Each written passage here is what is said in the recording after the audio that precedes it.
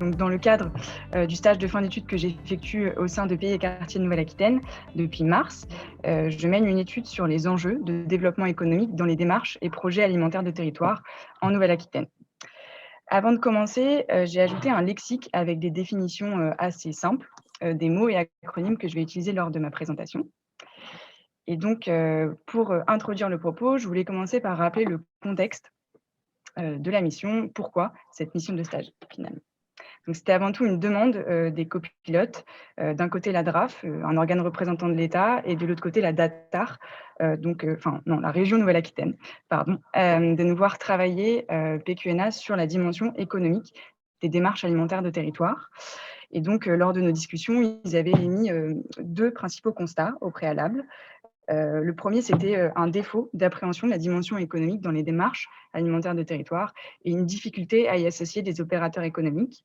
Et donc, deuxième constat, des démarches qui aujourd'hui se focalisent principalement sur la relation producteur-consommateur et sur la restauration collective. Et donc finalement une approche qui invisibilise les autres maillons des filières et les autres potentialités de débouchés. Les objectifs du stage, donc c'était en premier temps vérifier, infirmer ou nuancer les constats qui avaient été établis, et puis saisir la place accordée au développement économique et aux opérateurs dans les démarches alimentaires des territoires. Et enfin, faire un petit focus finalement sur les intermédiaires au sein des filières qui sont aujourd'hui assez peu pris en compte dans des démarches qui sont très focalisées sur le producteur et sur les circuits courts. La méthode qui a été suivie, donc j'ai réalisé 41 entretiens semi-directifs et puis j'ai alterné entre des moments d'entretien, de recherche de terrain et des groupes de travail avec l'ingénierie territoriale en charge des démarches alimentaires de territoire, puisqu'il s'agit de bien rappeler que le public cible du chantier agriculture-alimentation de PQNA, c'est cette ingénierie qui est porteuse de démarches et donc une étude qui est forcément plus orientée vers les collectivités puisqu'on cherche à voir comment est-ce qu'on peut les outiller sur le sujet. Les acteurs rencontrés, les types d'acteurs rencontrés, donc je vous les ai indiqués sur la carte de la Nouvelle-Aquitaine. Donc j'ai rencontré des porteurs de démarches, des opérateurs économiques, des institutionnels, des élus, des enseignants-chercheurs, aussi des interprofessions et 2 structures qui accompagnent des groupes de producteurs. J'ai fait un petit focus à droite sur les opérateurs économiques, donc j'en ai rencontré 13 et c'était de loin le groupe d'acteurs les plus compliqués à mobiliser, malgré les prescriptions qu'avaient pu me faire les interprofessions ou les têtes de réseau. Et donc, finalement, des limites à cette étude, donc c'est cet échantillon qui est assez réduit, et puis des acteurs qui m'ont été prescrits, donc parfois déjà sensibles au sujet. Donc, un propos qui n'est pas généralisable et qui n'a pas vocation à être exhaustif. Par ailleurs, donc j'ai une vingtaine de minutes pour présenter quelques résultats. Ce sera assez rapide et je n'irai pas forcément dans la nuance ni dans les précisions. Mais il y aura un rapport écrit si vous souhaitez approfondir le sujet. Et des groupes de discussion ensuite, tous ensemble, pour repartager ça. Évidemment. Le sommaire, donc pour vous présenter le déroulé de la présentation, avec avant tout une problématique, comment faciliter l'intégration du développement économique dans les démarches alimentaires de territoire. Donc, dans un premier temps, on va aller questionner les représentations des différents acteurs pour pouvoir confirmer ou infirmer les constats qu'on avait établis en premier lieu, et puis chercher un petit peu à aller plus loin pour comprendre les facteurs clés de la coopération entre opérateurs économiques et collectivités, ce qui fait qu'on avance ou pas sur le sujet.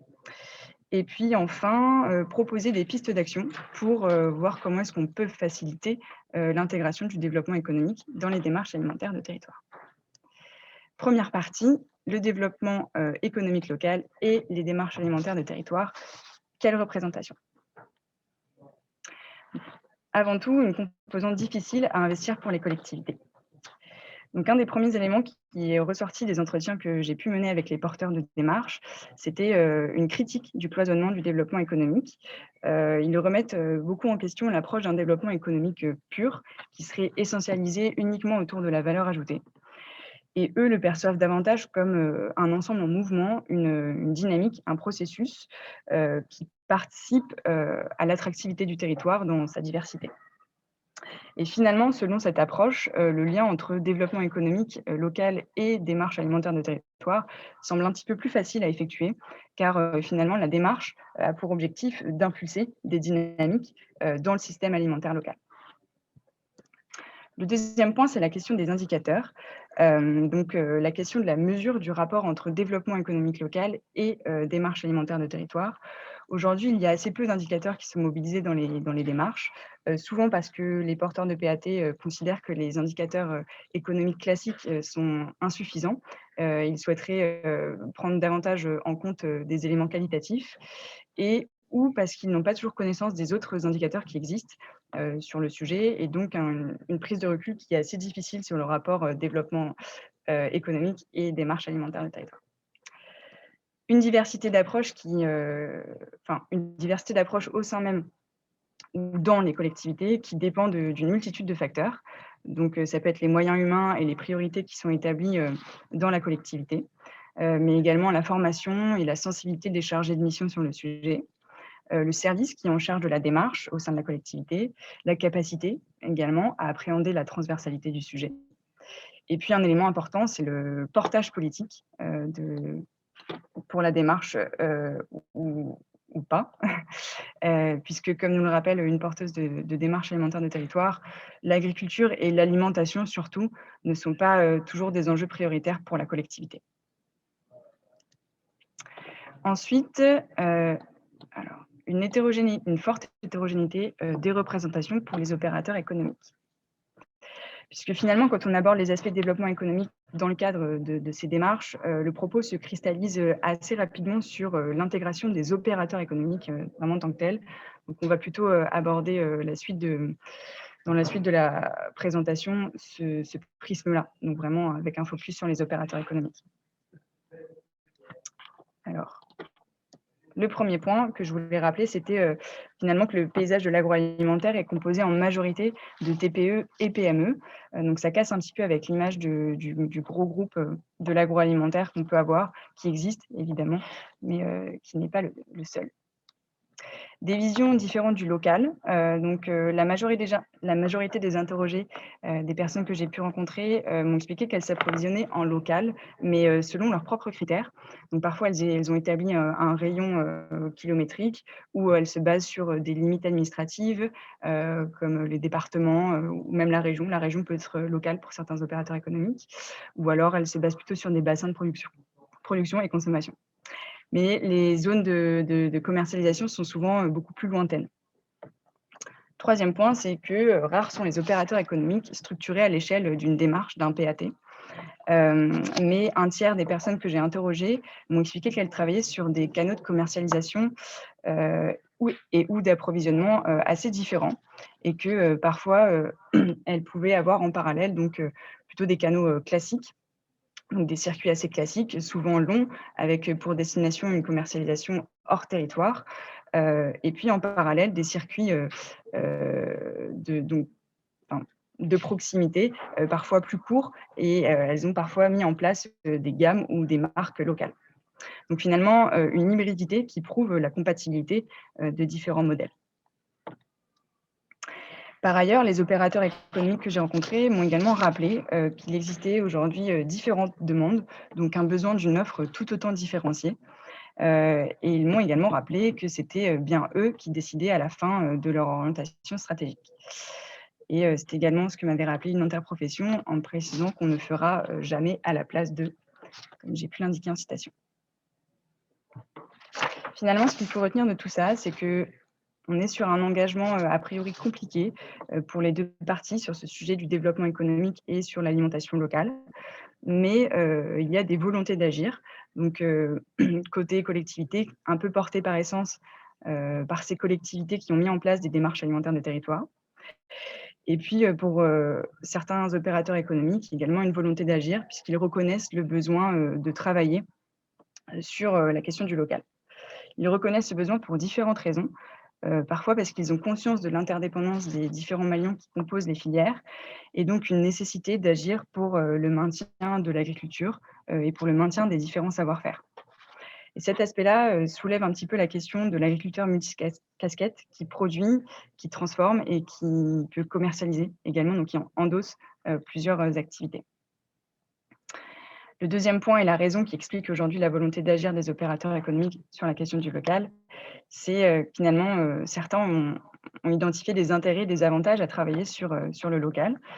Quasiment tous ont bien conscience de la demande croissante des consommateurs en produits locaux. Certains m'ont expliqué qu'il y avait une certaine garantie, une sécurité qu'apporte la proximité géographique et donc finalement, ce serait peut-être plus facile de travailler sur le local. Et puis des entreprises qui sont parfois fortement ancrées dans leur territoire pour différentes raisons. Ça peut être des raisons historiques, de type de produit ou de statut, comme ça peut être le cas des coopératives. Également, la fierté, c'est un élément important, le chauvinisme de certains gérants qui ont parfois à cœur de travailler pour leur territoire et avec les ressources de leur territoire. Deuxième partie, les facteurs clés de la coopération entre opérateurs économiques et collectivités. Avant toute chose, des facteurs techniques. Je voulais vous présenter. Pardon, en introduction, vous préciser qu'aujourd'hui, c'était plutôt des facteurs d'inertie, mais qui peuvent également être envisagés comme des facteurs de changement. Donc, on revient aux facteurs techniques qui freinent le déploiement de projets concrets. Le premier facteur, c'est l'échelle géographique. Et donc, pour les collectivités territoriales, se pose la question de comment associer des entreprises qui ne commercialisent pas ou ne s'approvisionnent pas exclusivement dans l'échelle, dans le périmètre géographique qui a été établi par la démarche. Et finalement, côté opérateur économique, se pose un petit peu le même problème, mais eux le formalisent un peu en critique à l'encontre des collectivités, puisqu'ils considèrent qu'elles sont trop renfermées sur de l'ultra-local.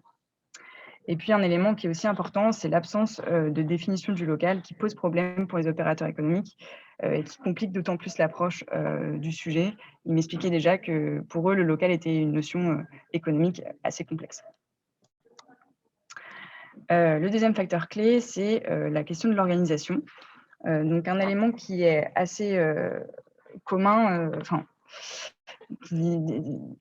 qui est assez diverse en fonction des deux acteurs, c'est la question de la temporalité. Donc, on est bien sur des temporalités très différentes. Côté collectivité, plutôt sur des projets à moyen et long terme, avec parfois de longues phases de diagnostic et de mise en place de gouvernance. Pour les opérateurs économiques, on est plutôt sur des projections sur des temps plus courts. Un autre aspect assez important, c'est finalement des facteurs techniques, qui varient beaucoup, comme les volumes, les prix, la logistique. Et pour les opérateurs économiques, c'est des éléments qui diffèrent avec des habitudes de travail sur des produits qui sont plus standardisés. Et finalement, les marchés publics incarnent bien ces différentes difficultés de travailler avec des modes d'organisation qui ne sont pas les mêmes. Ils m'ont été souvent cités par les opérateurs économiques. Dans un deuxième temps, des difficultés pour engager un dialogue et mobiliser. Ici, le facteur clé, c'est l'interconnaissance. Donc, un élément commun qui est assez important pour à la fois les collectivités et les opérateurs économiques, c'est la dualité publique-privée qui est assez prégnante et parfois bloquante sur le sujet. Par ailleurs, pour les collectivités, on note bien une méconnaissance des opérateurs économiques. Elles ont peu, voire pas de relation directe avec eux. Elles passent souvent par des représentants et donc une mobilisation qui est assez difficile. Les opérateurs économiques, eux, souffrent d'une vision qui est assez négative, une sorte de diabolisation qui complique le dialogue et bloque parfois leur entrée sur certains marchés, comme celui du local. Par ailleurs, une majorité des interrogés m'ont expliqué qu'ils avaient peu de contact avec la collectivité, qu'ils ne sont souvent pas au courant quand il y a des démarches sur leur territoire. Et lorsqu'ils sont mobilisés dans le cadre de ces démarches, la manière dont ils sont mobilisés ne leur convient pas, puisqu'on est souvent sur des réunions qui sont assez longues, avec beaucoup d'acteurs, et qu'ils trouvent peu efficaces. Finalement, ils ne s'y retrouvent pas. Le deuxième facteur clé ici, c'est la clarté des stratégies. Donc côté collectivité, on note une identification assez complexe, donc une forte hétérogénéité qu'on a déjà présentée, et puis des opérateurs économiques, et une importante opacité dans ces mondes de l'agroalimentaire. Donc une approche qui est assez difficile avec une typologie qui est d'autant plus complexe. Pour les opérateurs économiques, plusieurs m'ont expliqué que sur le sujet de l'alimentation, du local, du territoire, il y avait aujourd'hui beaucoup d'acteurs avec des initiatives qui sont parfois assez similaires et donc finalement un paysage un peu opaque. Et puis la majorité trouve que l'offre de services des collectivités est peu claire, pas visible. Finalement, ils ne formalisent pas ce qu'une démarche alimentaire de territoire peut leur apporter et donc ils auraient tendance à limiter la collectivité territoriale à la simple compétence de la restauration collective. Finalement, ce qu'il faut retenir de ce deuxième point donc, c'est qu'on est sur donc 2 mondes qui se côtoient mais qui ne dialoguent pas, avec des langages, des contraintes techniques et des habitudes de travail complètement différentes, des préjugés et des fantasmes qui persistent et qui sont parfois bloquants, un manque de lisibilité important dans les stratégies et les envies de chacun et donc une faible mobilisation des opérateurs économiques dans les démarches. Par ailleurs, les éléments que j'ai pu évoquer ont soulevé également des questions de fond, qui sont assez importantes. Donc côté de la collectivité, territoriale, c'est plutôt, la question du champ d'action et elles se demandent à quel point est-ce qu'elles peuvent, associer, des entreprises qui répondent à des logiques, privées, dans des, projets d'intérêt, général, comme ceux des démarches alimentaires de territoire. Et puis elles se rendent compte, comme on l'a expliqué auparavant, que c'est bien les entreprises qui décident à la fin. Donc elles se demandent aussi, quel intérêt a aller, vers ces entreprises, si elles n'ont pas parfois la possibilité de jouer un petit peu sur la prise de décision.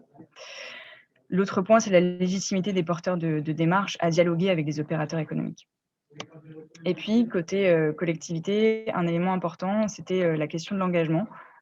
Beaucoup m'ont expliqué qu'ils trouvaient qu'il y avait un fort décalage entre les discours, et les actions des collectivités, notamment sur la restauration collective et donc ils notent un manque d'engagement, des collectivités territoriales. Troisième partie, quelle marge de manœuvre et pistes d'action pour faciliter l'intégration du développement économique dans les démarches alimentaires de territoire? Avant tout, quel levier mobiliser en local pour avancer collectivement? Donc l'élément qui m'a paru, très important, à mettre en premier lieu, c'était, la nécessité de clarifier les stratégies, donc côté collectivité comme opérateur économique. Pour les collectivités, il faut bien, comprendre que la démarche doit s'inscrire, finalement dans une stratégie plus globale de la collectivité et nécessite donc un portage politique assez fort. Il faut pouvoir, présenter des objectifs clairs pour pouvoir, répondre notamment à la question de pourquoi solliciter des opérateurs économiques et donc bien formuler des besoins. Également caractériser la demande en local et puis, pouvoir, démontrer la diversité de l'offre de services des collectivités, qui ne se limite pas au simple financement et à la restauration collective, mais il y a plein d'autres possibilités d'action, comme, la mise en réseau, du soutien à de la communication, à de la commercialisation, de la sensibilisation du grand public. Et finalement, la mise en place de cette stratégie avec, un portage politique fort va aider la collectivité à faire des choix et à mieux répondre à la question notamment de la légitimité d'aller dialoguer avec des opérateurs économiques et puis à celle de quel type d'opérateurs et comment est-ce que je les associe, à ma démarche. Ici, je voulais faire, une petite mise en garde. Pardon, petit problème avec le PowerPoint. La petite mise en garde, c'était que finalement l'objectif, c'était pas d'associer, tout le monde à tout prix, mais bien d'offrir, des espaces de discussion neutres et puis, pouvoir, avancer pas à pas avec, les volontaires et ceux dont les envies et la stratégie, coordonnent bien avec celles du territoire. Côté opérateur économique, c'est un petit peu le même travail de fond, de construire un discours clair avec, des objectifs et puis évidemment s'informer sur les projets du territoire, qui sont déjà en place ou les prochains projets. Petite parenthèse également ici, il faut bien, avoir en tête que les opérateurs doivent jouer le jeu, mais dans les entretiens que j'ai pu avoir, plusieurs m'ont expliqué qu'ils avaient conscience qu'ils travaillaient dans un monde assez opaque, qu'ils avaient envie d'inverser cette tendance et prôner davantage d'ouverture et de transparence. Donc, il y a des envies avec lesquelles il faut pouvoir composer. Travailler, sur la coopération entre les territoires et puis créer du lien avec les acteurs, existants, les ressources existantes, comme les chambres consulaires du commerce et de l'industrie ou des métiers de l'artisanat ou les interprofessions qui aujourd'hui disposent de données, informations qui pourraient permettre de bien, identifier les acteurs de l'agroalimentaire sur le territoire. Je vais vous présenter, pardon, dans la suite quelques idées pour mobiliser ce public assez spécifique. Et j'ai ajouté à droite quelques exemples de choses qui se font déjà. Donc avant tout, c'était de la rencontre de personne à personne. Ça, c'était quelque chose qui était pas mal avancé par les opérateurs économiques pour pouvoir bien prendre connaissance de leurs contraintes, leurs besoins, mais également des stratégies de développement futur et voir comment est-ce qu'elles peuvent s'associer à celles mises en place par le territoire. Et puis également bien identifier une personne de chaque côté pour fluidifier la communication. Ces rencontres peuvent être couplées à des visites sur site respectifs, donc entre la collectivité et les opérateurs économiques, mais parfois au sein même des opérateurs économiques. Des rencontres un peu plus générales, des journées portes ouvertes, et puis la possibilité également de créer un collège d'opérateurs économiques au sein de la démarche, avec un canal de remontée d'informations directe à la gouvernance pour qu'ils puissent exprimer leurs points de vue, leurs besoins, et qu'on puisse aussi les solliciter pour des ateliers de travail thématiques et qu'on puisse bien solliciter les bonnes personnes au bon moment. Également, s'informer et soutenir les démarches existantes. Dernier point, des pistes de travail à une échelle supralocale.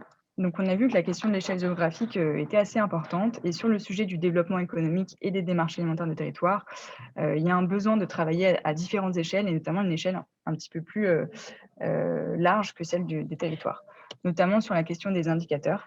Comme on a pu l'expliquer auparavant, qui sont assez essentiels pour pouvoir bien mesurer les effets potentiels des démarches et pour mieux concevoir des objectifs au sein de la démarche, et puis également afficher des données qui soient percutantes pour les opérateurs économiques pour qu'ils puissent mieux caractériser les potentiels.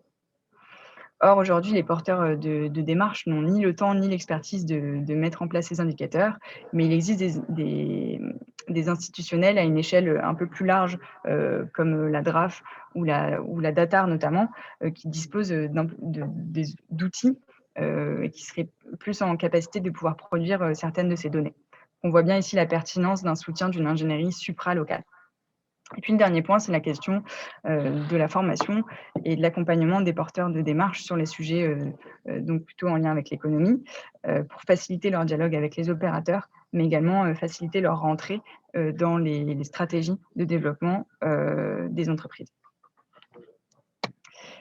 En conclusion, donc je voulais rappeler qu'après avoir partagé avec vous dans un premier temps la question de comment les acteurs se représentent le sujet, donc à la fois les collectivités et les opérateurs, on a pu dresser les facteurs clés de la coopération entre ces deux types d'acteurs.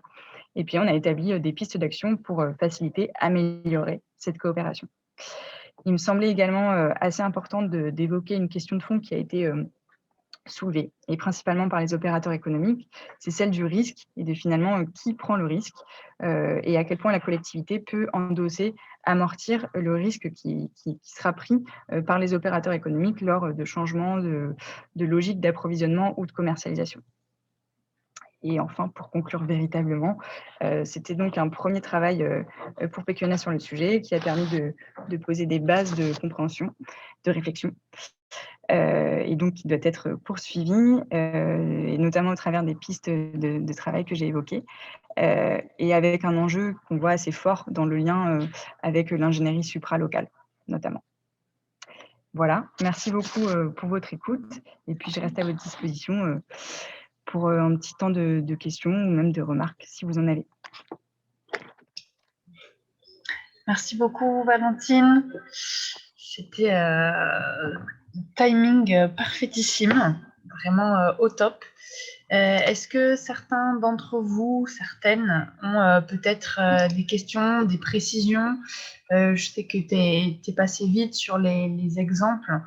Donc vraiment, n'hésitez pas s'il y a vraiment un point qui vous intéresserait à creuser. Allez-y, posez la question en direct sur le chat. Vous pouvez aussi lever la main, hop, dans le petit onglet réaction. Et dans tous les cas, pour approfondir les sujets et en discuter, on a prévu de partir sur des sous-salles. Jefferson Guigan, tu as levé la main. Vas-y, active ton micro. Bonjour, merci pour la présentation et pour le travail qui est très bien. Moi, ça va être plutôt au niveau des moyens, c'est-à-dire que notamment sur certaines filières, les moyens qui permettraient, et notamment pour absorber le risque, serait énorme. Et en fait, j'ai l'impression que sur certaines filières, seules des échelles européennes ou nationales pourraient absorber ça. C'est-à-dire qu'on on a des secteurs où la transition serait très longue, avec énormément d'investissements, se ferait sur 4 ou 5 années, et seul vraiment un gros acteur pourrait absorber ça. J'ai envie de dire, c'est un peu, j'ai l'impression qu'on est arrivé à un stade un peu comme dans l'après-guerre où on a décidé d'industrialiser notre agriculture et où il y a eu énormément de moyens qui ont été mis en place pour permettre aux agriculteurs de basculer complètement de système. Et aujourd'hui, je ne pense pas qu'on ait ces moyens à ces échelles-là pour modifier des systèmes économiques qui sont très figés avec énormément d'enjeux sociaux et économiques derrière. Et sur certaines filières, ça me paraît très difficile d'engager quoi que ce soit en fait. Je sais pas, Valentine, ou si on a aussi une personne dans le groupe qui veut bien y être. Peut-être Valentine, moi, ça me fait penser à ce que tu as pu voir chez certains opérateurs économiques qui te disaient que il n'y a pas forcément un objectif de changer du tout au tout, mais plutôt de commencer par créer des autres circuits à l'intérieur même de ce qu'ils font. Oui, tout à fait. Tout d'abord, je suis assez d'accord avec ce qu'a pu évoquer Jefferson. Et en effet, il y a des éléments de contexte que je n'ai pas évoqués, mais on n'a évidemment pas la main sur tout. Et il y a des choses qui nous dépassent et qui sont peut-être plus envisageables au niveau national et européen, évidemment. Mais en local, quand j'ai pu discuter avec certaines entreprises, elles m'ont bien expliqué qu'elles pouvaient travailler sur différents types de circuits. Et parfois, j'avais notamment un exemple d'opérateur économique qui m'a expliqué que ces projets de développement pour la suite, c'était à la fois de travailler sur de l'international, mais aussi sur du local. Et donc, il y a une possibilité de travailler en deux temps, et puis sur des éléments un peu plus locaux, en multipliant notamment la mise en place parfois de marques ou de gammes locales. Donc, il y a parfois des petites solutions qui émergent, même côté opérateur économique, de même. Il y a une envie de progressivité, en fait. Ouais. Xavier, tu avais levé la main ? Oui, moi, c'était pour poser une question, pour savoir si dans les interlocuteurs que tu avais eus, Valentine, est-ce que les gens ont évoqué la crise sanitaire et est-ce que ça avait changé quelque chose pour eux dans leur approche, soit des filières, soit des relations avec les collectivités ? Parce que moi, j'ai le sentiment quand même qu'il y a beaucoup d'opérateurs économiques qui ont réagi rapidement parce qu'il y a eu une belle synergie avec les collectivités sur des questions d'accompagnement logistique, de mise à disposition de locaux, ou, voilà, ou de communication même. C'est une hypothèse, quoi. Donc voilà, qu'est-ce que... Merci pour ta question, Xavier. Alors, sur la crise sanitaire, beaucoup m'en ont parlé, plutôt dans la question de la forte demande des consommateurs en produits locaux.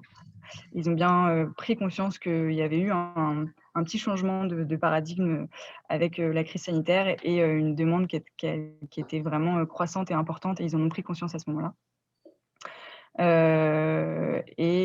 Sur la relation avec les collectivités, alors pas beaucoup m'ont évoqué le lien qu'ils avaient pu faire avec la collectivité lors de la crise sanitaire. Oui, c'est vrai que c'était assez rare. Il y en a quelques-uns qui ont pu mettre en place 2-3 éléments, mais c'était franchement pas du tout le commun, quoi. Valentine, peut-être une question qu'il y a de Guillaume Michel dans le chat qui dit que les actions... vas-y, je te laisse la lire en fait. Alors, les actions des intercos avec les opérateurs économiques ne se limitent pas forcément aux questions de filière, approvisionnement débouché. Elles travaillent aussi avec les opérateurs économiques sur les questions de l'emploi, de la formation, mais cela ne relève pas forcément des PAT, pardon. Est-ce que cela a été abordé pendant ton stage ? Alors, pas beaucoup. On a parlé d'emploi et de création de richesses quand on parlait un petit peu d'impact sur leur territoire. Et donc, j'en discutais avec eux de comment est-ce que vous voyez votre impact sur le territoire. Eux m'expliquaient qu'ils le voyaient dans la forme donc, de création de richesse, des emplois aussi qu'ils effectuaient sur le territoire. Mais on n'a pas vraiment abordé ce sujet-là, non, c'est vrai. Ça montre que le PAT est porté de façon très différente aussi d'une collectivité à une autre, comme on l'avait discuté lors du groupe de travail en avril dernier. Il y en a où ça va être porté justement par le service des vécos et donc du coup le PAT va être entre guillemets très coloré vers tous ces aspects que tu soulignes, Guillaume, mais d'autres où il va être porté par le service environnement et du coup on va aller sur d'autres sujets et les liens avec le service des vécos sont pas toujours évidents. Il y a certaines collectivités où on dit tout simplement l'agriculture, l'alimentation, c'est pas du DVECO, ça passe environnement. Il y a vraiment plusieurs façons de l'aborder, c'est ce que tu disais au début, que il y a une diversité du positionnement du PAT au sein des collectivités qui va plus ou moins permettre des transversalités avec des services existants.